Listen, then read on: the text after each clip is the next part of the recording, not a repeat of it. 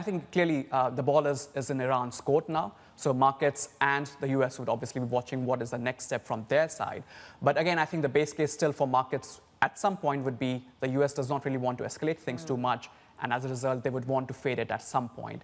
Whether we are there yet, obviously not. It's still very early.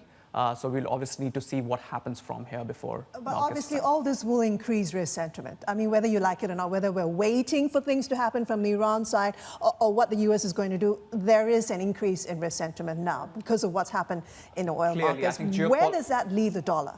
Yeah, I think clearly from a geopolitical point of view, risk premium does need to be priced in.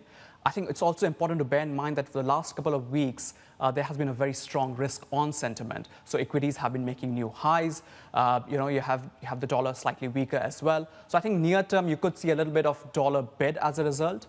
But I think the best place is not the dollar in the currency world. It's the safe havens, Japanese yen, Swiss franc, and also the oil importing currencies like Indian rupee. Which leads to my next question, dollar yen. Now, Japan, we know, is struggling with a recovery. We have the 2020 Olympics this year. All hopes are pinned that this is going to increase spending, give a boost to the Japanese economy. Obviously, a stronger yen is not going to help. How do you think the BOJ and Japanese officials are going to see the moves in the currency market? Sure. So I think it depends on how fast the yen appreciation is.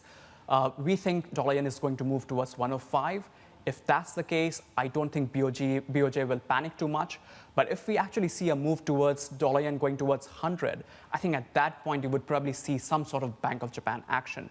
That could mean policy easing in some ways. But I think the Bank of Japan will also at that point probably rely a little bit more on the government for additional fiscal stimulus for the economy, to support the economy and to support the stock markets. So I think that's the kind of thinking.